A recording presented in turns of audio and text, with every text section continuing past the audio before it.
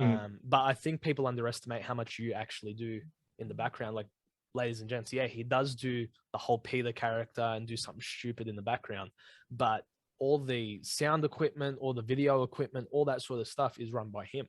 So without him, we actually don't have a show.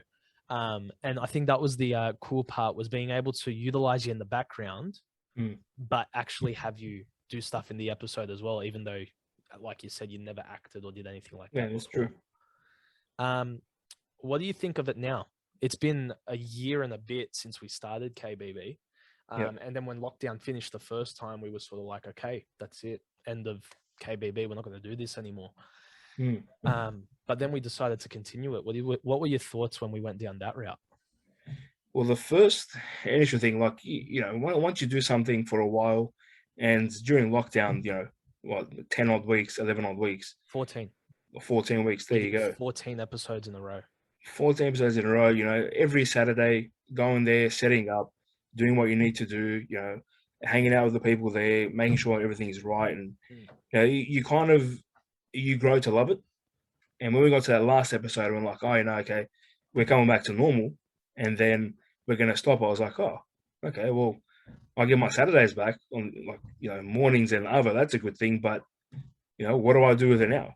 I've got ministry and stuff that's going to come back, but, like, I'm so used to KBB, and it grows on you. So I think, we all kind of went down that route, like, kind of far out. It's been 14 weeks, and now we're like, what do we do now? Like, we've reached so many of the, not just the kids, the adults as well. Mm. You get so much feedback from the younger kids to the adults, and, like, this is so good.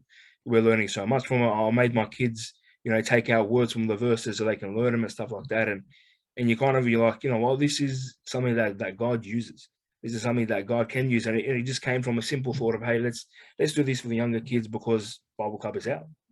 Yeah. God's giving you the brain to write stuff like this, and God's giving you the brain of, acting and stuff like that, and it kind of grew on you. And then when we said, yeah, okay, this is the last one, I was like, oh, all right. Like, I was excited but upset at the same time.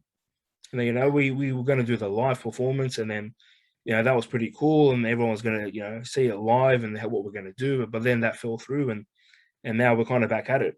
Where, you got KBB during the school holidays, not every single week, but it's during school holidays, and you look forward to it. Like, I can't wait for it. Yeah, So, it sort of left a void there, eh? 100%. Like, we were all exhausted from it, because doing that 14 weeks straight, man, I just saw it on the team. It was like, how do Yeah. you keep doing this? So we actually decided to cancel it. We were like, okay, we're done. Mm. But it didn't sit well with me, and it didn't sit well with Pete Fard, our ministry leader. Yeah. And we sat down, we talked about it. I said, listen, let me pray about it, see what I can do to make this work and make this a viable thing. They wanted us to do it monthly. I said, listen, it's not going to work out monthly, because it's too much on the team. People have lives. It actually takes 10 hours to put Yeah. one of these things together. Yeah. So we thought about it even more, and then we were like, okay, what if we brought it back on school holidays? And the reason for that was, man, I wanted to cancel it and be done with it and just move on, but God just didn't let me sit. It didn't sit right. It didn't sit Yeah. well. And so when we chose that idea, we started doing it, and then we got locked down again. And thankfully, the That's true. second episode we did for the school holidays was the first week of lockdown. So we were sweet there. Yeah, that's true. And yeah, now we're continuing it. Do you see more value in it now than last year? Definitely. Yeah. I think, along with, like, when we first start off, you don't have that many people on board. They get excited, like, oh, I know this is, it's something new, something different. Yeah, let's watch it.